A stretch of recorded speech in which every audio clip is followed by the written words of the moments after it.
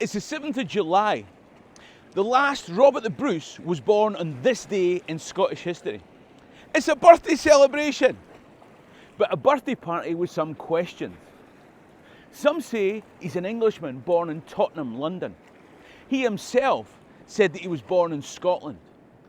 Was he just wrapping himself in a flag for political purposes? Was he English?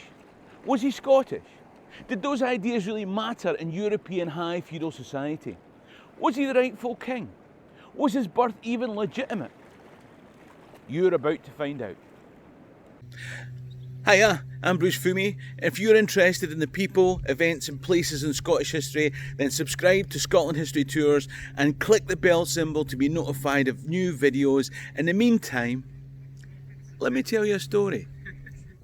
To tell today's story, I've come to the ruins that are left of Turnberry Castle and the lighthouse in Ayrshire. The Irish Sea behind us is 12 miles wide at its narrowest point. You can see Ailsa Craig. On a clear day, you can even taste the Guinness from here. Now, in a time before roads and with direct access from your castle to the sea, Ireland was much closer than Glasgow, Perth or Edinburgh. Now, this has always been assumed to be the birthplace of Robert the Bruce. You see, the castle belonged to his mother. I'm not sure how up to speed you are on modern day biology, but the story of the birth of Robert the Bruce is really the story of his parents.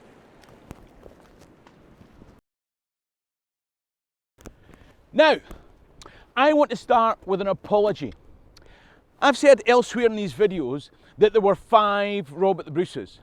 Now, the Encyclopedia Britannica Online gave a figure of 8, but I'm going to settle on the excellent work of Fiona Watson and say, in fact, there were 7. Now, please accept my apologies for my past sins. Hey, if the 7th Robert the Bruce could be absolved for murdering a guy in a church, I'm hoping you'll forgive me for losing a couple in a video.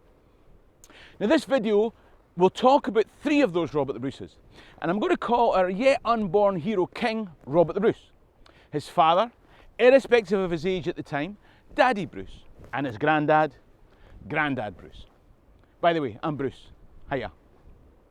Now, the story of Robert the Bruce's conception is quite an interesting tale, apparently.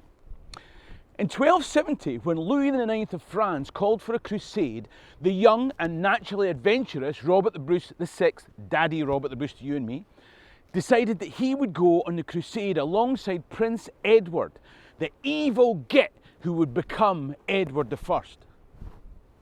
Did that sound bitter?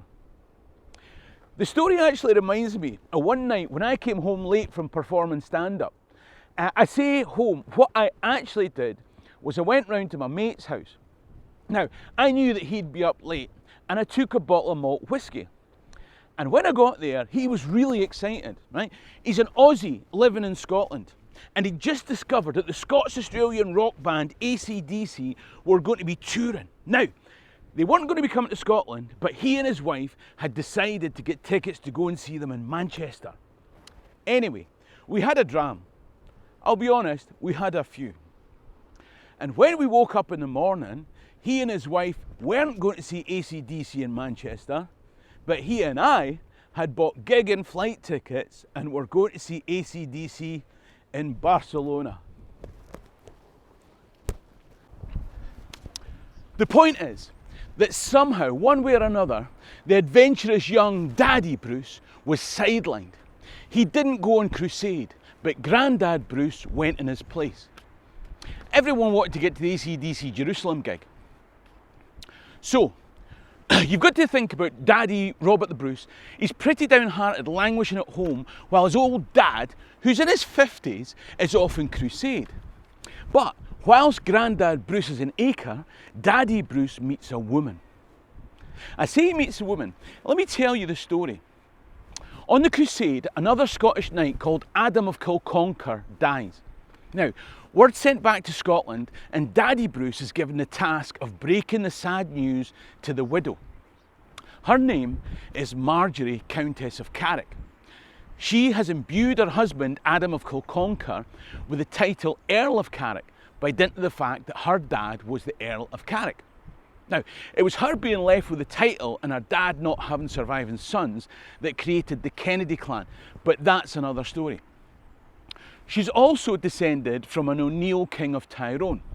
Anyway, let me tell you what happened by reading from a bit from Colin McNamee's book taken from Forden's 14th century work.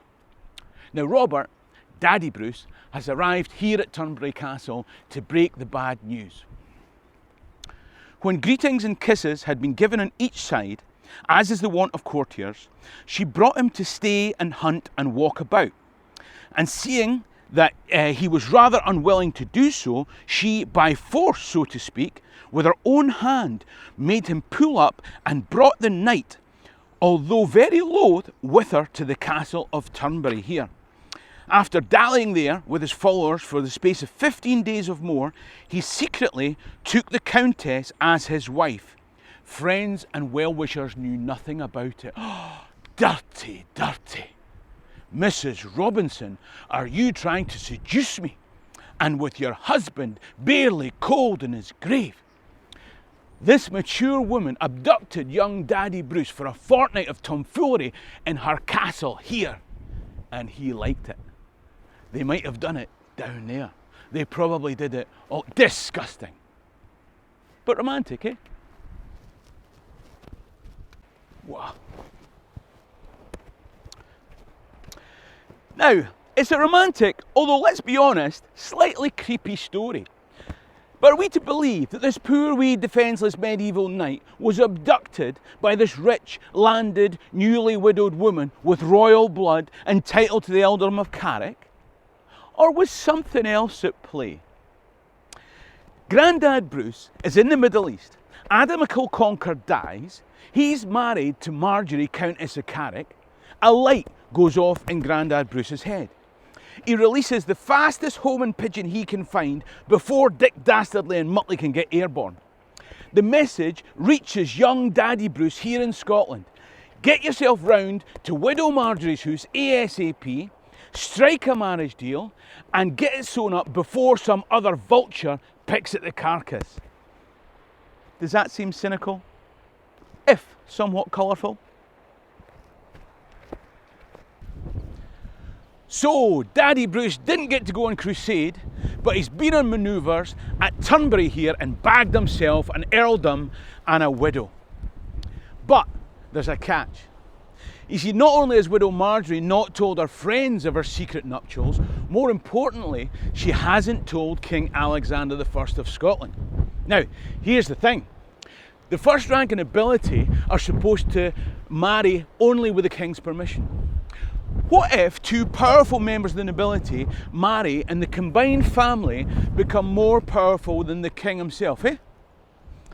Countess Marjorie, the Gallic noblewoman descended from Irish royalty, marries Daddy Robert, the Norman nobleman descended from King David I himself. Are you mad? Alexander would never have permitted that. Alexander III stripped Widow Marjorie of Turnberry here and all her other possessions. Daddy Bruce and Widow Marjorie had barely laid the blanket on the ground when the rug was pulled from under them. So, a charm offensive was needed. Friends interceded. Robert and Marjorie pleaded.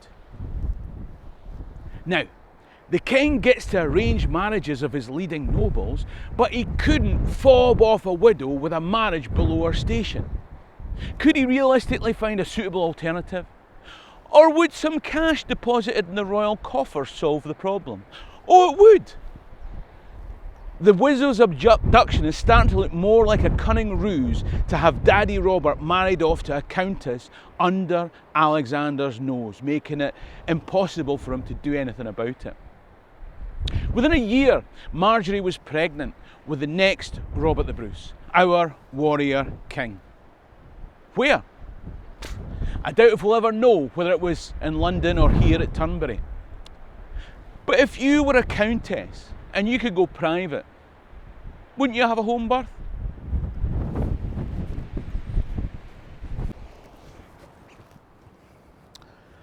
Our Robert the Bruce grew up with a Gaelic-speaking mother of Irish royal stock and an Anglo-Norman father of Scottish royal stock. He was probably fostered out as a child to a family in the Gaelic-speaking West Highlands or across in Ireland itself. Now, the fact that Robert the Bruce spoke Gaelic, knew stories of Finn MacCool, and lived the culture of the Gael meant that he was a new type of Norman knight. He was different from the Bruces that had gone before. And when we look to his later life to try and understand the struggle between patriotism and patrimony, maybe the answer's here.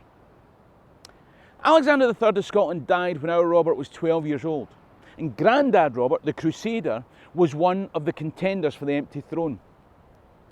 Having been born in such fortuitous and unlikely circumstances, and holding the royal blood, polyglot tongue, and mixed heritage that he did, even then, young Robert probably saw himself as the man destined to bring together these two strands of Scottish identity. Even then, he probably knew that 700 years later, we'd be talking about his birthday on this day in Scottish history. Although I wonder if he realised that 14 years later, it would be him who destroyed this castle to keep it from the English. Please like and share this video. If you want to be part of the member community who support me making these videos and get some additional member benefits, then please watch the 39-second video, How Can I Support Bruce? There's a video link on screen and a clickable link in the description below. In the meantime, ha mi an dochas gon bí lá má life. Cheery and Rasta.